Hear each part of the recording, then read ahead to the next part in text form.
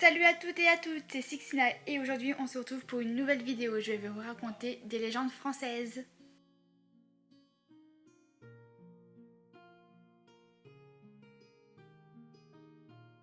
Jean l'Écorcheur était un boucher qui travaillait près du château des Tuileries. Catherine de Médicis aurait demandé à faire assassiner Jean, car il connaissait des secrets de la royauté. Mais avant de mourir, Jean aurait dit « Je reviendrai ».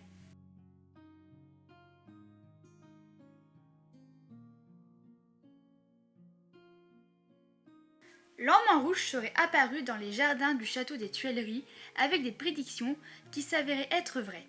L'identité de l'homme en rouge serait celle de Jean l'Écorcheur. Ces apparitions auraient duré jusqu'au XIXe siècle.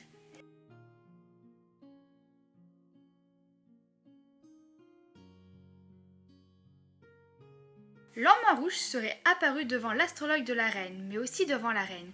Il donna comme prédiction que la reine Catherine de Médicis allait mourir à Saint-Germain. Depuis ce jour-là, la reine évita tous les lieux avec le mot Saint-Germain. Mais le jour de sa mort, elle sera accompagnée d'un prêtre du nom de Saint-Germain. L'homme en rouge aurait prédit que tous les occupants du château des Tuileries seraient maudits. Il aurait prédit que les fils de Henri II et de Catherine de Médicis seraient les derniers de la dynastie des Valois. Il aurait aussi prédit qu'il disparaîtra quand le château aura disparu. L'homme en rouge serait apparu devant plusieurs autres souverains avant leur mort ou désastre. Henri IV, Louis XIV et Louis XVI l'auraient tous vu avant de mourir. Ils auraient été terrifiés en le voyant. Marie-Antoinette l'aurait vu. Il lui aurait prédit que la famille royale allait bientôt mourir. Il serait également apparu devant Napoléon avant sa défaite à Waterloo. Lorsque le château des Tuileries prit feu, des témoins diront avoir vu l'homme en rouge disparaître dans les flammes. Et depuis ce jour-là, l'homme en rouge ne sera plus jamais revu.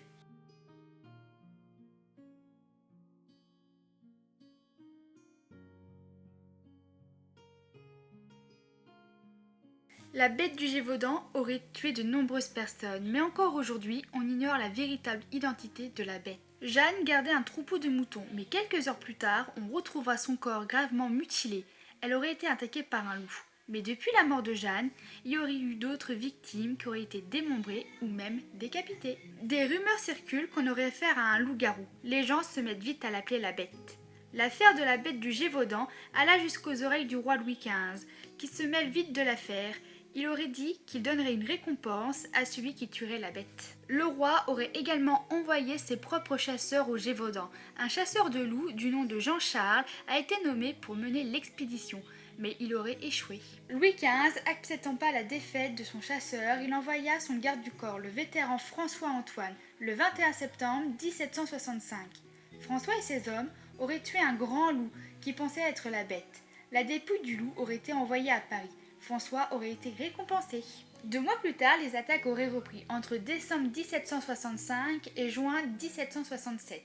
Il aurait fait 30 victimes. Le Gévaudan, de nouveau dans la peur, est cette fois livré à eux-mêmes, sans l'aide des autorités, et les journalistes, quant à eux, ne prêtaient même plus vraiment attention à l'affaire. Un chasseur du nom de Jean Chastel aurait abattu un animal avec une balle en argent, le 19 juin 1767. Selon certains témoins, l'animal ressemblerait à un loup. Mais pas tout à fait. Elle aurait une tête hideuse, un manteau rouge, blanc et gris. Les chasseurs diront qu'ils n'auront jamais vu un loup comme ça.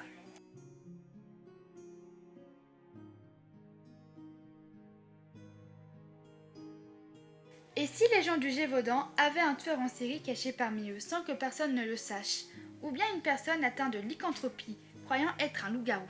Mais est-ce que Jean Chastel a vraiment tué la bête ce jour-là? Ça, on le saura jamais. Après tout, c'est qu'une légende, et dans toute légende, nous avons aussi une part de mystère, mais aussi de vérité. J'espère que cette vidéo vous aura plu. Dites-moi en commentaire ce que vous avez pensé des légendes. Je vous dis à bientôt dans une nouvelle vidéo. Allez, salut!